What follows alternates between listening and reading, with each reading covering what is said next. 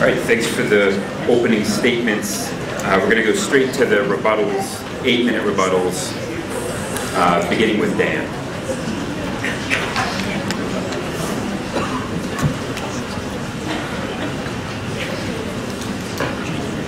Yeah, just look at these over real fast.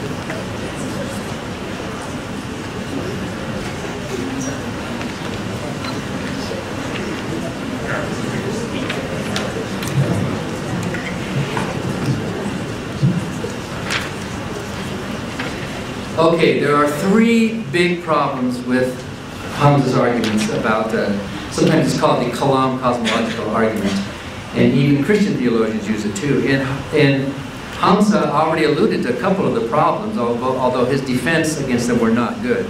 First of all, this argument begs the question, because it makes an assumption.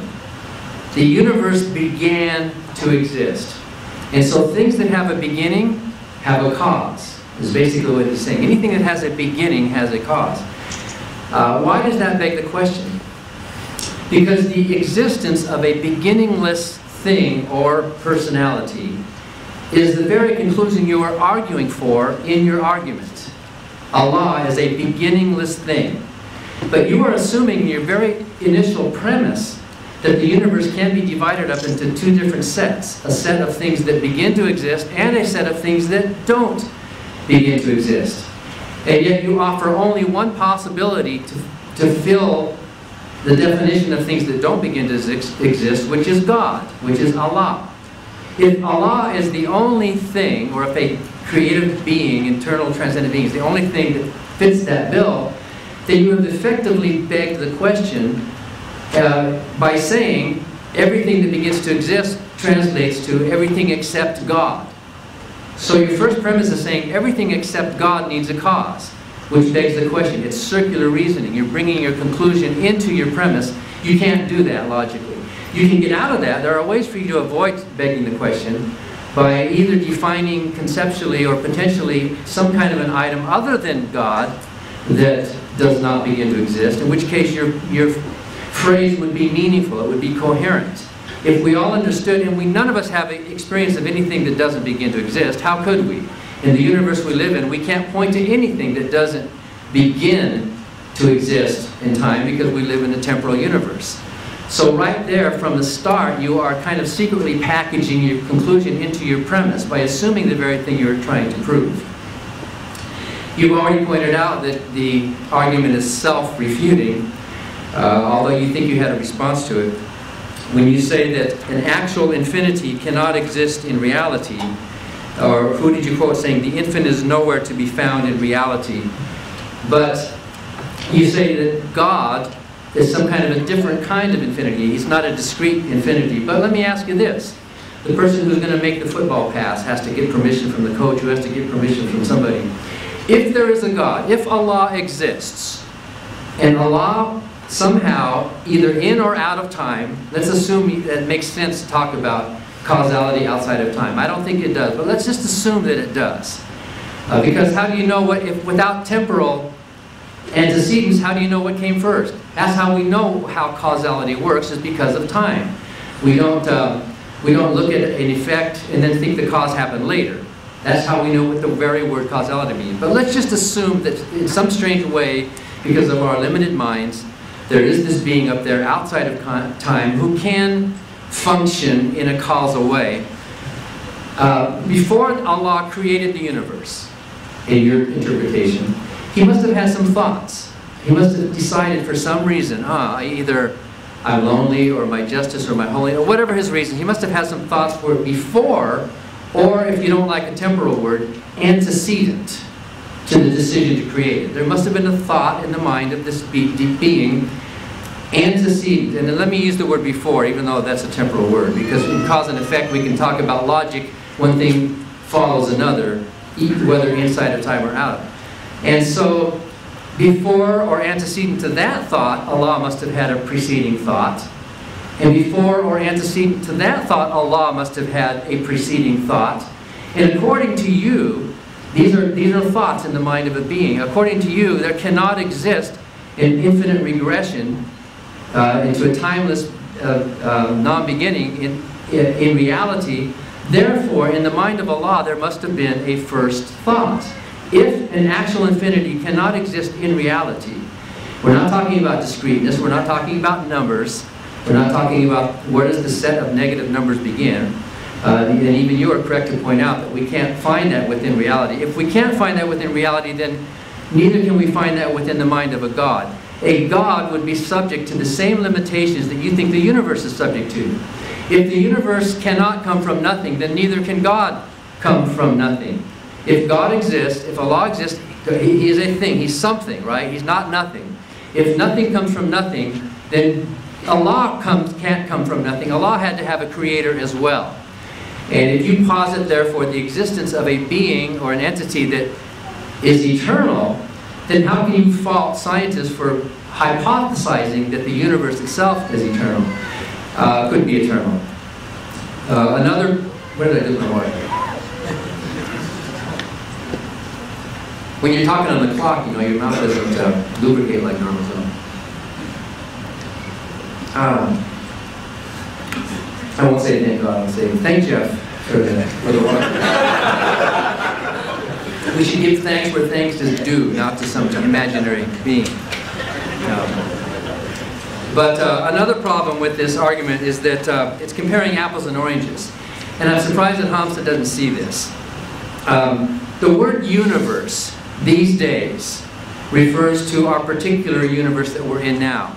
Cosmologists don't use the word universe anymore. In fact, I don't think any cosmologists think it was a singularity anymore. You're reading science books from 20 years ago, I think.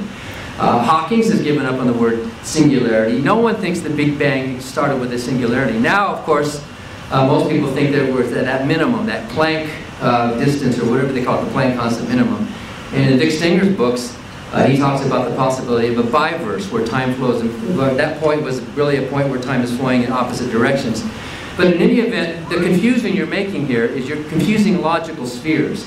When Bertrand Russell was debating Copplestone back in the 40s, asking about the word universe, Bertrand Russell said, well, the word universe, today he would use the word cosmos because of the possibility of multiple universes. In fact, Hawking and even Paul Davies now are all on board with the high likelihood of there being a multiverse, in which case our particular universe that did begin with the Big Bang is just one of many. It's not the cosmos.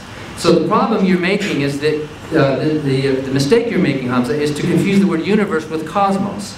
So yes, our particular universe did have a beginning in space and time, space-time. And like you say, it could be like a point of the North Pole. What's north of the North Pole? Well, the North Pole is just a point like any other. So it wasn't like there was the beginning of time where the clock started ticking. So you're comparing apples and oranges. Even if our particular universe did have a beginning, that beginning doesn't apply to the cosmos itself. What you're doing is you're trying to jump up a logical sphere. And what Bertrand Russell said to Copplestone, it would be like saying, well, since every human being had a mother, therefore the human race had a mother. That doesn't follow when you jump up from apples to oranges. And that's the logical mistake you're making by confusing and conflating logical spheres. So your arguments don't work, your evidence doesn't work, and during a further rebuttal, let's talk a little more about the Quran.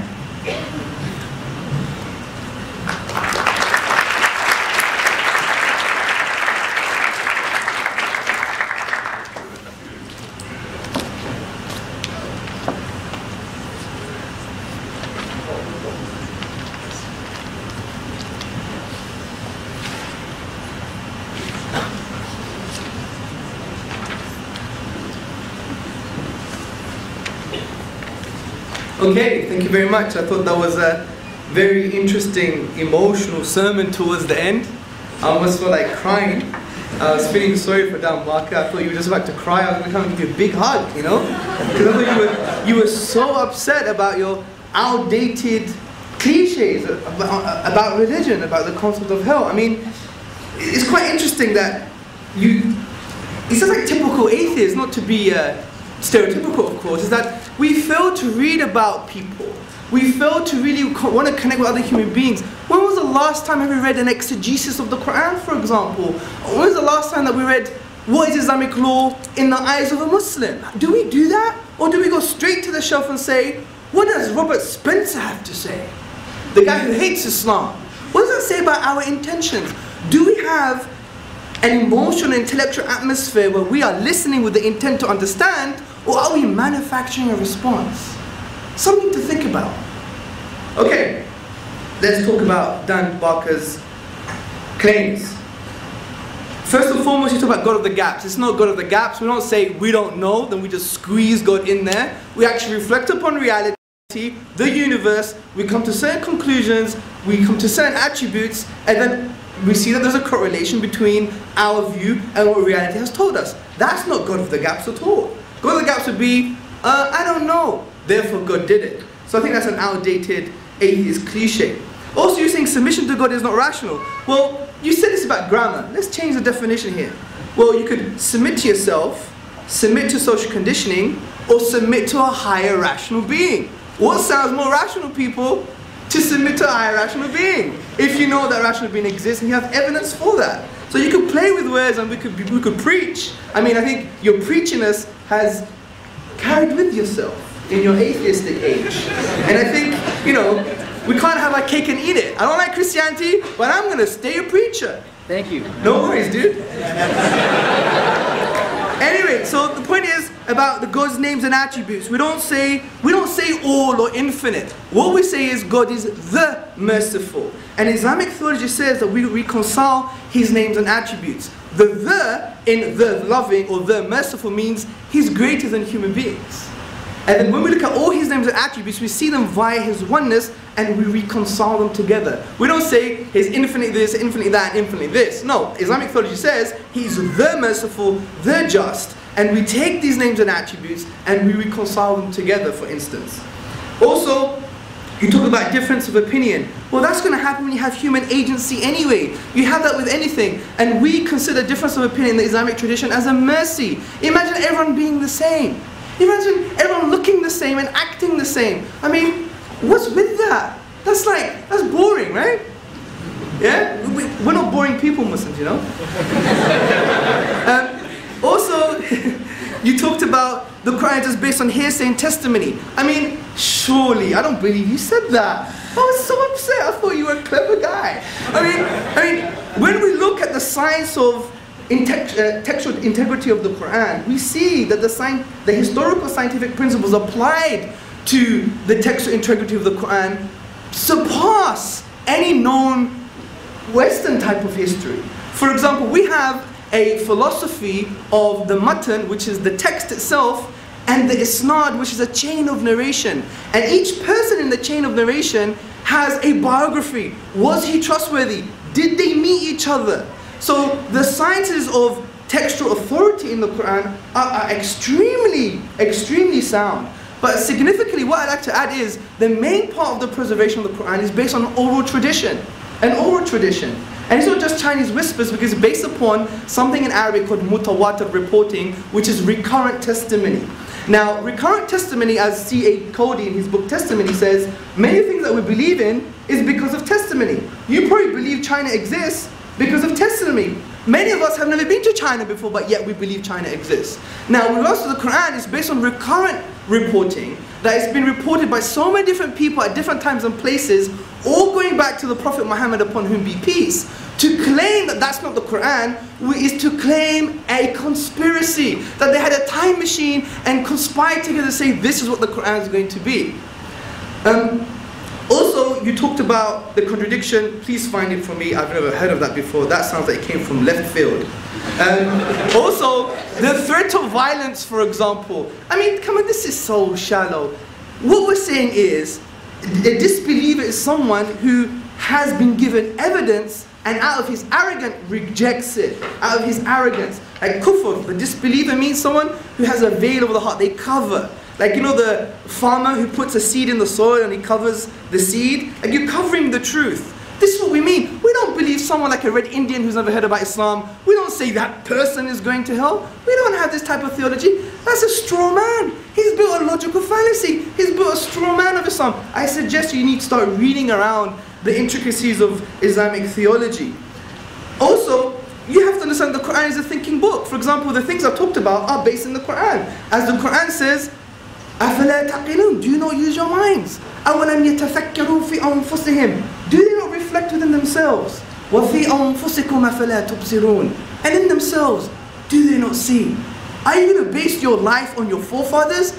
Even if it's based on no knowledge? These are rational principles. It's an existential text that makes you think about the meaning of existence and who you are. You're being quite unfair, Dan, you know? Come on, let's be fair, man. Also, you talked about singularity. You know, singularity is not old. Vilenkin, 2008. Cosmologists in 2006. Even recently, cosmologists are understanding the concept of singularity. It's not old stuff. I mean, you could talk about Stephen Hawking all you like, but it doesn't mean he's right just because he's Stephen Hawking. I mean, that's an argument of authority, right? You're standing on the shoulders of giants. Also, you talked also about that why isn't everyone a Muslim? Or why isn't the evidence on the table? That's again a logical fallacy. You're standing on the shoulders of giants. Because people don't do it. It's like the fallacy of social reasoning. Like, just because the majority of people don't believe in it, therefore I shouldn't believe in it. I mean, is that critical thinking? I mean, that's like Nazi Germany to me.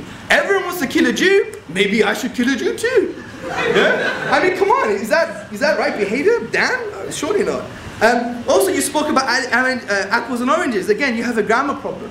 No, I see the universe as an object because it has a spatial-temporal boundary.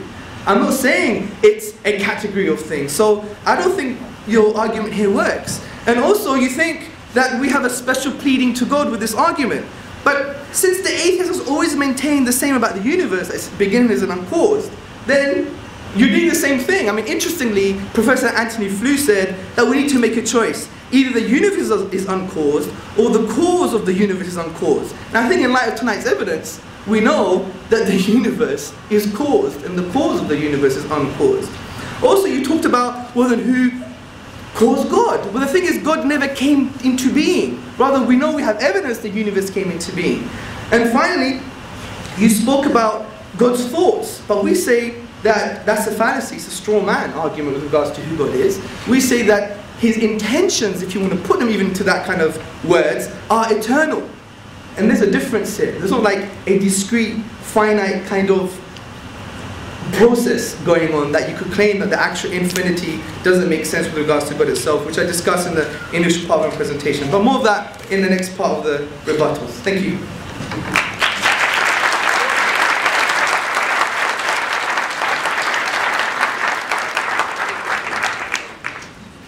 One more round of rebuttals and then the closing statements. This round of rebuttals are 5 minutes each. Again, beginning with Dan.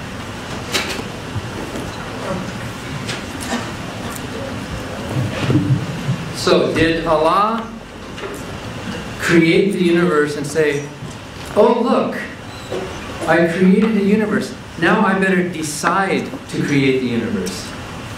Did it happen that way? Doesn't deciding come before or antecedent to action? In the mind of a deity, in the mind of Allah, a decision precedes an action. Therefore, in the mind of Allah, according to you, there's an infinite series of preceding decisions. I do read the Quran for myself. I didn't consult a lot of these authorities who, in fact, if you do consult authorities, they disagree with each other a lot. And you all know that within Islam, there's arguments, there's disagreements, and that's wonderful.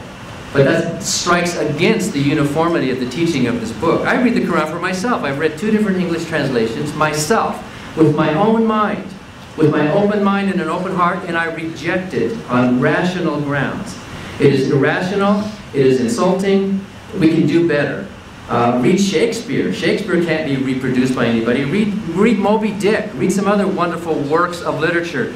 The Quran is amazing, but it's so repetitive. How many of you read it? It's so repetitive, over and over, and hell and believers and this, and it's obviously it's not poetry, because who would ever set that to music? But let me read to you here. Here's 4, Surah number 493. Anyone who kills a believer intentionally will be cast into hell to abide there forever and suffer God's anger and damnation. Forever. Hell is forever. But Surah 11, and I didn't get this from a book, I just got this from reading myself. And those who are doomed will be in hell For them will be sighing and sobbing, where they will dwell so long as heaven and earth endure. So the punishment in one surah says they suffer in a hell forever. The verse in another surah, which you're asking me to read with an open mind, contradicts this surah. When I was a Christian apologist, I would have been real good at finding some rationalization. But the plain words of the text here show me that this book is contradictory. So please don't accuse me of special pleading or of looking up somebody else's. This is from my own reading. The Quran does not surpass science. Why didn't Muhammad tell us, or why didn't Allah tell Muhammad something about, why didn't he say, by the way folks, wash your hands before you eat? Why didn't he tell us about the germ theory of disease or something? Why didn't he come up with these basic kind of rough ideas? And even in the Bible you can find supposed answers to prophecy that if you interpret them a certain way, more or less comport with what we think we know about cosmology or about science today. But there's so much more useful that the Quran could have said to us, that Allah could have said to us, which would have been much more important than bow down and submit and make sure you're pointing in the right direction, because the direction's important. And by the way, that makes Islam a kind of flat earth idea. Why is it important to point to Mecca? By the way, Mecca is not that way. Mecca is actually kind of this way, and yet people, you know, the mihrabs, is that what it's called? They seem to be pointing out into outer space somewhere, if you think about it. It's a flat earth mentality, and I know you think a lot in the Quran and a lot of Islam is metaphorical, but then why can't we also think, therefore, that God himself is metaphorical? If there is metaphor with hell and heaven and language use, then why can't we think that Allah himself is also a metaphor that Muhammad came up with? You say that the authority of the Quran is based on testimony that has a link. We don't know that. You're taking somebody's word for that. Nobody was there in the cave with Muhammad. He came out and told us what he said. Nobody was there to hear it except Muhammad. So we're taking Muhammad's word, just like you would take Joseph Smith's word that he saw the angel Moroni, whom I'm sure you doubt exists. I doubt that Muhammad actually heard a voice unless he was schizophrenic in some way, which happens with a lot of religious leaders. I doubt that that actually happened. Yes, conspiracies happen. All religions are a conspiracy in some way or another. The people are conspiring to put their best faith on it. The origin of the Quran is not that special. And by the way, you're wrong to say that the universe is an object. If you're talking about our particular event horizon of the universe we live in right now, this universe, yes, it had a beginning, it has an unbounded infinity to it. But the word universe, as you're using it, means cosmos. Cosmos is the collection of set of all things. The cosmos is all things that exist. Therefore, the cosmos cannot be a thing. The cosmos is a set of things. So you're comparing apples and oranges. Your logic is irrational.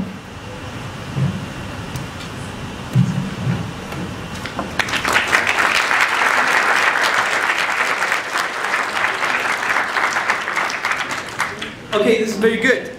Let's go to the Shakespeare question. Shakespeare is inimitable. Oh Romeo, Romeo, wherefore art thou a Romeo? Deny thy father, deny thy name. Or we can make it more Islamic. Oh Abdullah, deny thy mother, deny thy tribe. You know, we can make it that. But the point is, see, I want you to connect with me. I know you don't know what I'm talking about because you have no idea of the Arabic language. You have no idea about the intricacies of eloquence and the sciences of Arabic. So I think the most sincere thing for you to do is say, Hamza, I don't know, man. Let's discuss this like two gentlemen. We don't want to beat each other about it. I want to know, what does this argument mean? Maybe it might be a valid argument. Throwing the Shakespeare one is so shallow because Shakespeare, or Sheikh Zabur, essentially, Shakespeare, for example, he articulated some of his plays in the iambic pentameter. Who studies English literature here? Iambic pentameter has been replicated by many people. As a matter of fact, his contemporary Christopher Marlowe has been accused of some of his works. So the Shakespeare argument is not an argument. Also, the contradiction, I didn't really get the verses, we'll do that in the Q&A. Someone bring the question up, please. Also, the funny thing is about washing your hands. Why didn't the Quran tell us to wash your hands? The Quran does tell you to wash your hands before every prayer, dude. And not just that, and he said before eating. You know the Prophet Muhammad, his sunnah, his way? Do you know what he did before he ate? Yes, sir, he washed his hands. And that's not a big deal. That's not a big deal, people. Also, testimony. See, the problem is, do I know that the Prophet, peace and blessings upon him, saw the angel? The reason I know that is not based on testimony. The reason I know that is because he claimed it, and I know he was truthful because of historical evidence. And I know the Quran that he brought forth is a signpost to the transcendent. Also, if you want testimony, there are African tribes today who have never read an Arabic Quran, but they learn it from memory via an oral tradition all the way 1400 centuries back to the Prophet himself. To claim that the Quran is not intact would be to claim a conspiracy, which you're doing. Also, I disagree. I think you're just building a straw man of my argument, apples and oranges. That's not true. I'm considering the universe as a spatial temporal boundary as an object. I mean, you could argue about this till the cows come home. Also, you talked about flat earth, right? Well, this is not true because even the Quran itself mentions explicitly about basically the night and the day, and uses the word taqweer. Basically, if you go to Arabic language, it's like putting a turban on, you know, a round head. Yeah, so it indicates the opposite of a flat earth type of perspective. What else did you say? We didn't say much. I mean, you're a bit angry. You're angry at God, aren't you? Yeah. You sound angry at God, to be honest. Is this therapy for you? I mean, come on, man. It sounds like it's therapy for you, man. I mean, I study psychology. Cognitive behavioral therapy is cheap and it works. Thank you.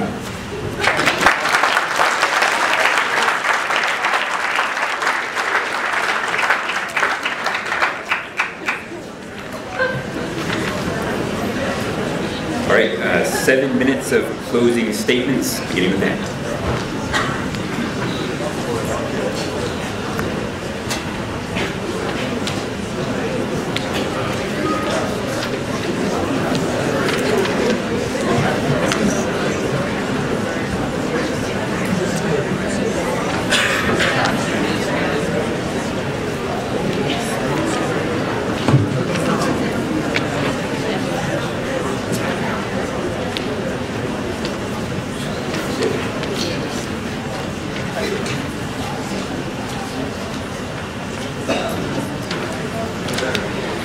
Okay, there was a lot we could not go into in much depth, but Hamza is completely missing this logical sphere thing, completely missing the point. Cosmologists today admit that this universe that we live in, and decades ago nobody would even use the phrase this universe. In Bertrand Russell's day, the word universe meant all of existence, everything. Today, the word universe doesn't mean all of existence, everything. Today the word we use is the word cosmos for all of existence and everything. The word universe today is a much smaller word. In fact, we talk about multiple universes. This universe, this particular event horizon that has this particular Big Bang within it. So you are absolutely right that this universe had a beginning. You're absolutely right that we can go back to a point at the Big Bang. Yes, this universe. But that's not the cosmos. You are taking observations from within this universe and then jumping out of that logical sphere to the bigger sphere of the cosmos, which, as I pointed out earlier, many are very happy about the possibility of a multiverse, or even without a multiverse. Explanations for the origin of this particular universe. That's why you are comparing apples and oranges. You can't take, suppose I were to say, use a bad argument, that every nation began with a war. The alliance of all nations began 20 years ago. Therefore, there was a war 20 years ago. Is that logical? No. Why?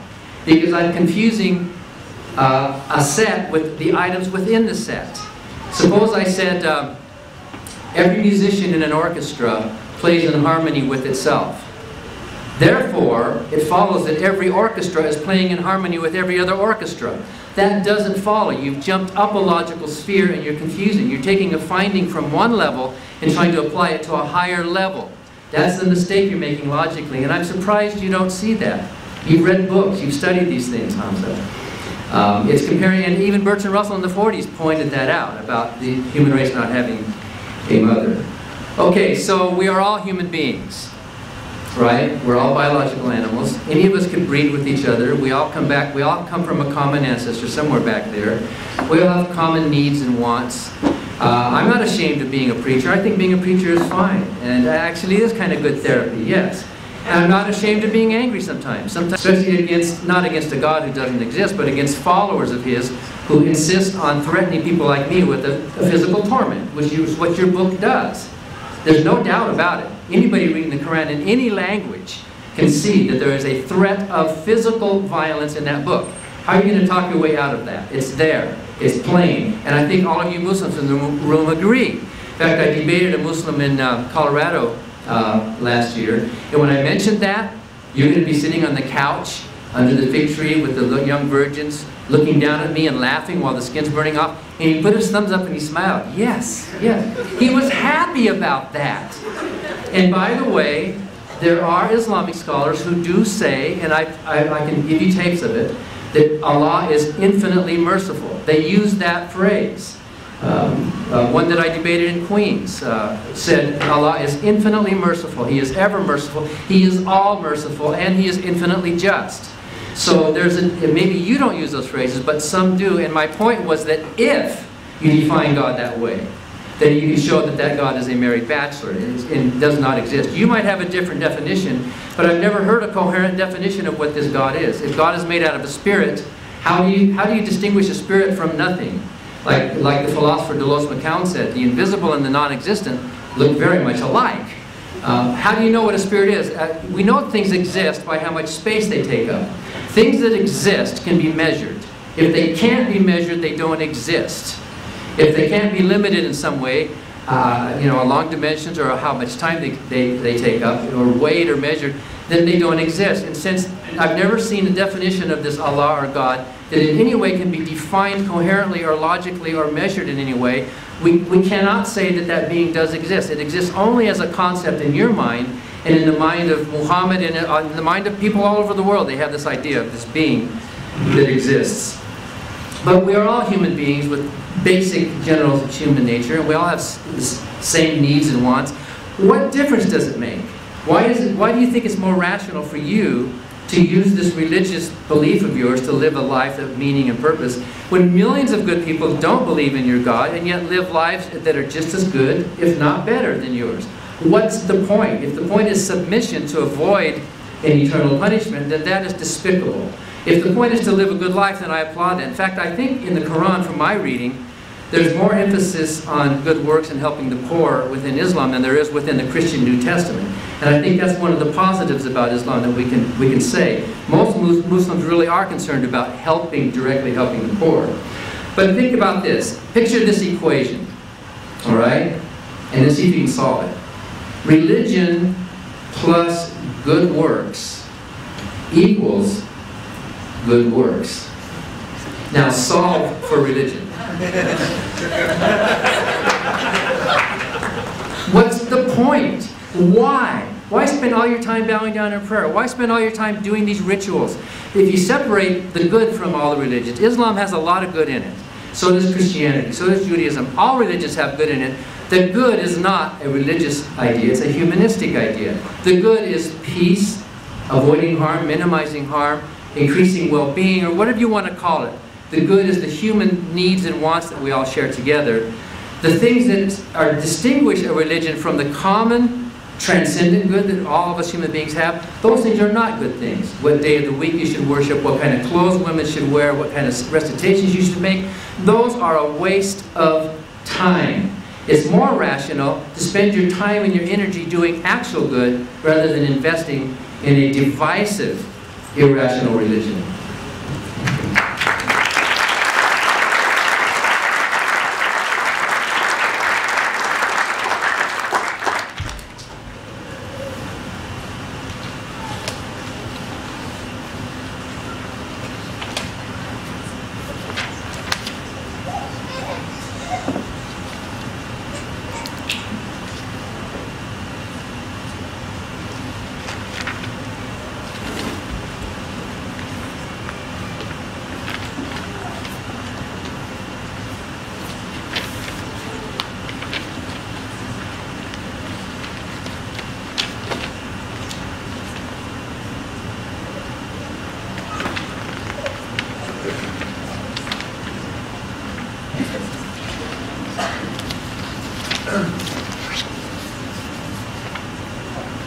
Sorry.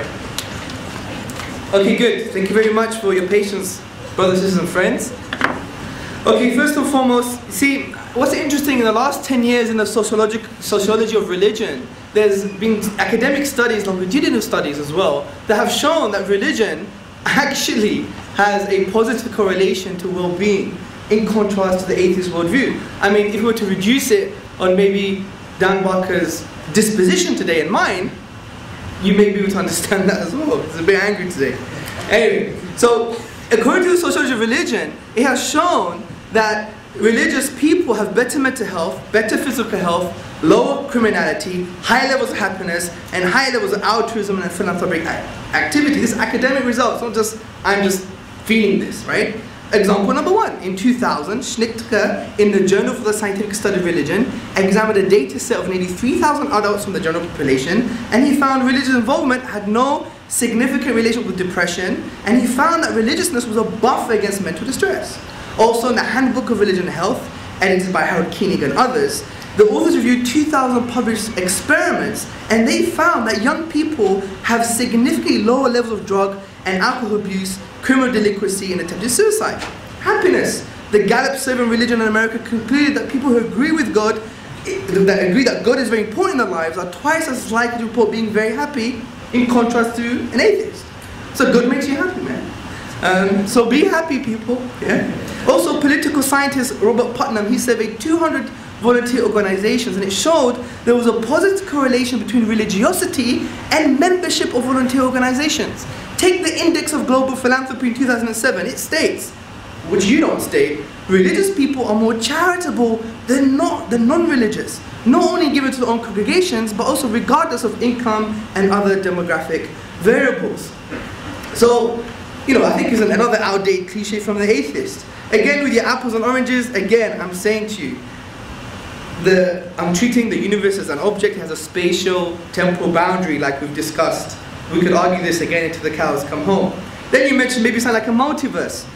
Look, philosophically the multiverse for me doesn't make sense for about 7 reasons. Number one, the multiverse remains a hypothesis and is very highly speculative, okay? It's a highly speculative mathematical exercise. 2, I would say it's immature and it's a speculative theory raising a lot of difficulties.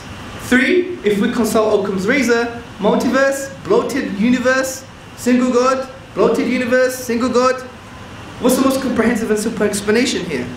Also, spontaneous quantum fluctuations create more questions than it answers. How can a spontaneous quantum fluctuation create a universe? That's the question that you have to understand. It lacks rational force. Also, the universe, the multiverse itself is described by specific physical laws. These laws themselves include constants and boundary conditions, which have to be fine-tuned in the first place. So I think the multiverse argument is a non-argument. It's just basically an atheist wanting to push God out of the question all the time. Also, I want to finally end with one argument I didn't address, which was the problem of evil. The big atheist argument. You should spend 20 minutes on that. I think that's a strong argument. And basically, the problem of evil is saying that God is all good and He's all powerful, but there's a lot of evil, gratuitous evil, therefore He can't exist. But I think there are some assumptions here. First and foremost, it assumes that God is just good and just omnipotent. He's just all powerful. But in Islamic theology, we have 99 names and attributes of God that we can reconcile with reality. One of these include He's the wise. So there's wisdom behind these things. Now you may say, but I can't see the wisdom in the baby having cancer. That's fair enough. And we feel for this as well. But the issue is, it doesn't mean the wisdom's not there. That's an argument from ignorance. It's a logical fallacy. Argumentum ad ignoration. Also, it assumes that God doesn't have any morally justified reasons to permit evil in the first place. And I think He does. First and foremost, our primary purpose is not to have a party. It's not to boogie, okay? That's not our primary purpose. Our primary purpose is to basically know and worship God. That's the reality of who we are.